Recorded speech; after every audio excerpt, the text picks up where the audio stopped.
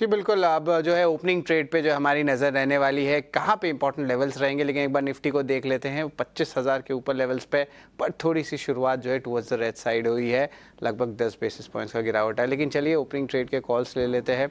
सबसे पहले जो है कुणाल से लेते हैं, कुणाल बोथरा से। कुणाल बोथरा अगर हमें ज्वाइन किए हैं तो कुणाल जी ज़रा अपनी ट्रेडिंग, कुणाल परार माफ़ करिएगा, कुणाल परार, आप जो हमारे साथ जुड़े हैं, आप ज़रा अपने इंपॉर्टेंट ओपनिंग ट्रेड कॉल्स बताएं कुणाल। कल एनसीसी पे फोकस करके चलने की सलाह है। फिलहाल स्टॉक 231 के अराउंड ट्रेड कर रहा है। खरीदारी करके चलिए। निचले लेवल पे हम जो एसएल यहाँ पे मेंटेन करके चलेंगे, 221 का एसएल है। एंड अगर टारगेट की बात करें तो जिस हिसाब से स्टॉक ट्रेड कर रहा है, सबसे पहला टारगेट 242 का है, और जैसे वो ब्रेक होगा आपको 255 तक के भी लेवल ये स्टॉक दिखा सकता है। तो एनसीसी पे फोकस करके चलने की सलाह है। और आई थिंक स्टॉक में स्पॉट आता हुआ देखने को मिल रहा है, 235 हो गया है। तो अगर गिरावट आती है 232 231, तभी यहाँ पे खरीदारी करके चलने की सलाह है। बिल्कुल, और ओपनिंग ट्रेड कॉल्स की अगर हम बात करें तो प्रशांत आपके क्या रहने वाले हैं?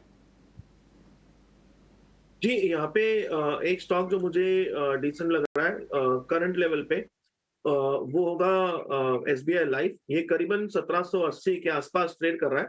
तो मैं यहाँ स्टॉप लॉस रखूंगा 1755 1755, और यहाँ से मेरा टारगेट होगा करीबन 1830 1835 1835 का। जी बिल्कुल, तो इस पे जो इम्पोर्टेंट लेवल्स पे नज़र रखिएगा एसबीआई लाइफ पे। लेकिन अब चलते हैं सोनम के पास। सोनम, इम्पोर्टेंट, माफ़ करिएगा रुचित, आपके इम्पोर्टेंट ट्रेडिंग कॉल्स क्या रहेंगे?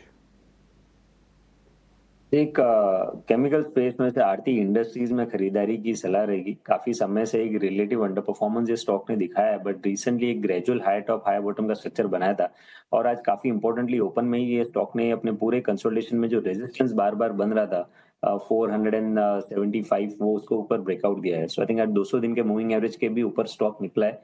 तो आरती इंडस्ट्रीज में करंट लेवल्स पे खरीदारी करें, 473 के नीचे स्टॉप लॉस रख के, और 505 के अराउंड के टारगेट्स एक्सपेक्ट करें। 505 के टारगेट जो है आरती इंडस्ट्रीज़ की तरफ से आते हुए। लेकिन आखिर में अब चलते हैं सोनम के पास, इम्पोर्टेंट कॉल्स क्या रहेंगे आपके?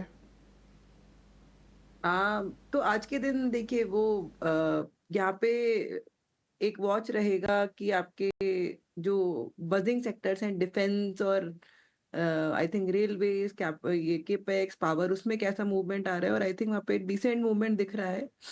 इसके अलावा हमारे फोकस में कुछ रिजल्ट फोकस स्टॉक रहेंगे जहाँ पे भी आपको अच्छे रिजल्ट दिख रहे हैं। रिजल्ट्स काफी कुछ हो चुके हैं, बट अभी भी काफी कुछ कंपनी के रिजल्ट्स बाकी हैं जहाँ पे हमारा एक वॉच आउट रहेगा।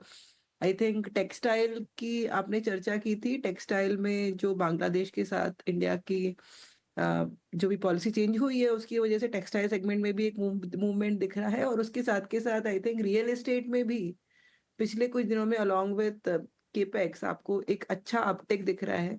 तो वहां पे भी हमारा थोड़ा सा एक लुकआउट रहेगा।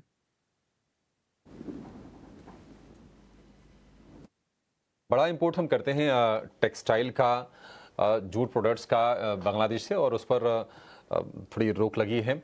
तो उसके चलते हम देख रहे हैं कि ये जो टेक्सटाइल रिलेटेड जो सेक्टर्स स्टॉक्स जो हैं, स्पेशली जो एक्सपोर्ट करते हैं, उनमें आपको अच्छी खासी तेज़ी दिखेगी। 3-3.5% की तेज़ी इसमें है। निफ्टी थोड़ा रिबाउंड करने की कोशिश कर रहा है। 25,050 के आसपास तक के स्तर है, और उसके पीछे की वजह यह है कि जो कुछ थोड़े दिग्गज स्टॉक्स हैं, आप देखेंगे एचडीएफसी बैंक थोड़ा ऊपर आपको दिखेगा, आईसीसी बैंक भी थोड़ा रिकवर करने की कोशिश कर रहा है, वही स्थिति आपको एलएनटी में दिखेगी। लेकिन प्रेशर कहाँ से है?